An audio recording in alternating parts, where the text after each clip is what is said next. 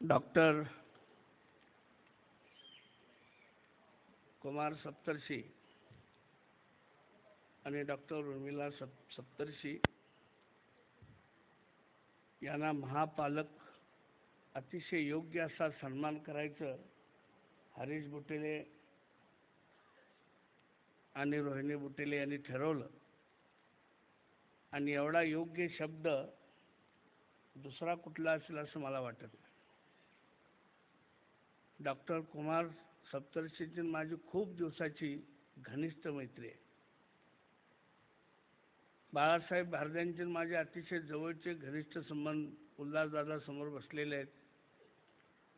8 दिवस झाले की ते आम्हाला फोन करा, कुठं आहेस तू, अजून आला नाहीस। आणि त्यामुळं संबंध जीवनपट संघर्षाचा चळवळीचा परिवर्तनात झपाटलेला तरुण कसा असावा तो डॉक्टर कुमार सप्तर्षींच्या सारखा असावा। अनेक संघर्ष केले, अनेक चळवळी केल्या, तुरुंगात गेले, जयप्रकाश यांच्या बरोबर काम केलं, जनता दलामध्ये चंद्रशेखरांच्या बरोबर काम केलं आणि म्हणून BSc MBBS झालेला हा एक तरुण ह्या सगळ्या कामामध्ये पडला। 67 साली त्याने जयप्रकाश यांच्या नेतृत्वाखाली गया जिल्ह्यामध्ये काम सुरू केलं। म्हणजे नुसतं पुणे महाराष्ट्र नव्हे, त्याच्या बाहेर गेले। कोयनेला भीषण असा भूकंप झाला। मी त्याला नवीनच एक तरुण ST बोर्डाचा डायरेक्टर झालो होतो। तिथं ज्या पद्धतीनं कुमार सप्तर्षी बाळासाहेब देसाईंच्या नेतृत्वाखाली पुनर्वसनाचं काम होतं ते मी पाहिलेलं आहे। युवक क्रांती दलामध्ये त्याने अनेक चळवळी केल्या। मी शिक्षण मंत्री होतो, माझ्याशी त्याने चळवळी केला, भांडणतंटा केला आणि त्यांचं म्हणणं मला मानावं लागलं। 1968 साली बाबा आमटेच्या नेतृत्वाखाली सोमनाथ जंगलात गेले। आणीबाणीच्या काळात त्यांना शिक्षा झाली। आमदार म्हणून नगरमधून निवडून आले जनता दलातून आणि हे संबंध आयुष्य त्यांचं चळवळीचं गेलं। आणि मग खरं कौतुक केलं पाहिजे डॉक्टर उर्मिला सप्तर्षी यांचं। या माणसाबरोबर या कशा राहिल्या इतके दिवस आणि कसं काय केलं, यशस्वी संसार केला, पण त्या सुद्धा ध्येयवादानं स्वतःला झोकून दिल्यामुळेच त्या करू शकल्या। संबंध आयुष्य एक धडधडतं असं आयुष्य कुमार सप्तर्षी जगले। आणि ज्यावेळा गांधी ट्रस्टचं आता कुणाला करायचं, बाळासाहेब सखे म्हणजे तू होतोस का, म्हणलं मला बाळासाहेब जमणार नाही, माणूस हुडकून काढ। तर मी कुमार सप्तर्षीला हुडकले, लोक म्हणाले अहो कुमार सप्तर्षी गांधीजीच्या विचाराचा काय संबंध आहे। अरे गांधीजीचे विचार आपल्याला जे माहिती आहेत त्याच्यापेक्षा गांधीजीचे विचार बंडखोर सुद्धा होते आणि हे काम कुमार सप्तर्षी चांगला करेल। म्हणून शिवाजीराव डॉक्टर शिवाजीराव कदम हा माझा जो भाऊ आहे कुलगुरू, तो त्यांच्याबरोबर आम्ही दिला आणि त्यांनी आता या कामाला सुद्धा पूर्णपणानं वाहून घेतले। मला तेवढी भीती अशी होती, बाळासाहेब भारद्यांच्या नंतर ही जो जमीन कोण पळवेल, ह्याचं काय होईल, अशा पद्धतीचे मध्ये त्यांनी ही संघटना किंवा ही गांधी ट्रस्ट हातामध्ये घेतला आणि त्यामध्ये तिथं सुद्धा ध्येयवादानं झोकून देऊन ते काम करतायत। आणि म्हणून डॉक्टर कुमार सप्तर्षीचं सबंध जीवन अभ्यास केला की विचारवंत, त्यांनी लिहिलेली पुस्तकं, त्यांनी दुसरं एक पुस्तक लिहिलं स्वप्नाच्या सापळ्याचा अमेरिका देश आणि येरवडा विद्यापीठ त्यानं म्हणलंय, येरवडा तुरुंग आहे, येरवडा विद्यापीठातील दिवस, अशा तऱ्हेचा हरवणारी व्यक्ती आणि वल्ली म्हणलं चांगल्या अर्थानं तर दुसरा माणूस आपल्याला सापडणार नाही। आणि म्हणून भारतीय विद्यापीठ युनिव्हर्सिटीच्या वतीनं त्यांना जीवन गौरव पुरस्कार द्यायचं मी आज जाहीर करतो।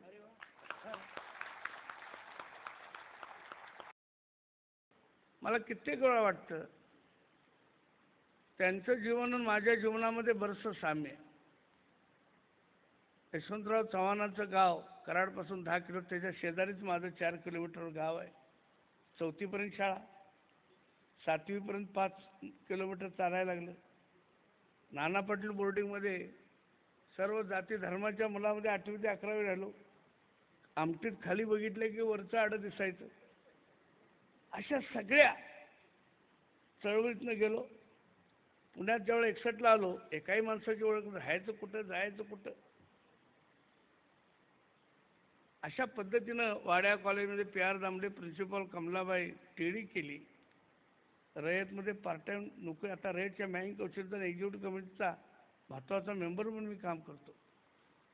तर ध्येयवादानं पिछडलेली, निश्चित दिशेनं काम करणारी जी माणसं आहेत, आणि म्हणून तरुणांना अलीकडे फार संधी मिळाली. आमच्या काळात 7वीची परीक्षा सुद्धा तालुक्याच्या गावाला होती. बाजारकर असोसिएशनची गाडी रात्री यायची गावाकडं, कचकत कचकत कचकत कचकत पोचायची सकाळी परीक्षेच्या वेळेला. अशा पद्धतीचं आम्ही जीवन काढलं. आणि म्हणून कुमारनी हे सगळं शिक्षण घेतल्यानंतर डॉक्टर, त्या काळातला डॉक्टर म्हणजे फार मोठा माणूस.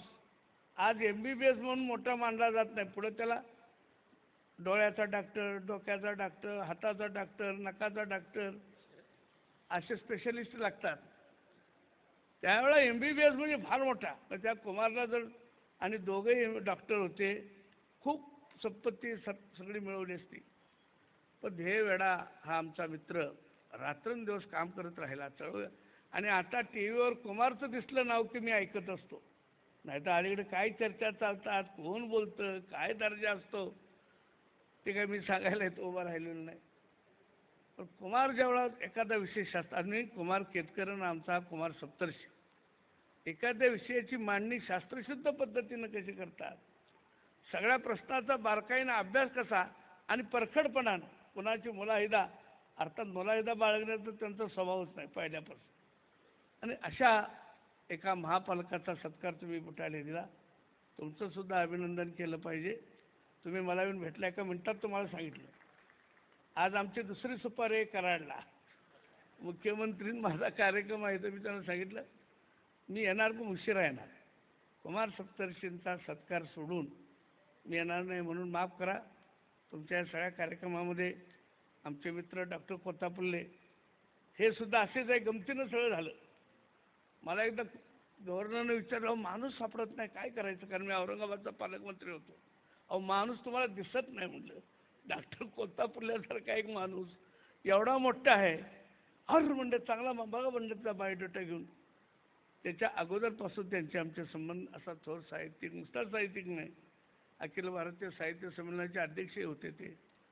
आमचा एक मित्र, ते आज या ठिकाणी हजर आहेत. आता पहिल्यांदाच कळालं, मला वाटलं ते औरंगाबाद राहत, म्हणजे पुण्यात राहतो. असंच असतं, जवळ असून आम्हाला माहिती नव्हतं. तेव्हा अशी मोठमोठी माणसं पुण्यामध्ये आहेत. पण कुमार सप्तरीसारखा आगळा वेगळा माणूस हा एकमेव आणि एकटाच आहे, असं माझं स्वतःचं मत आहे.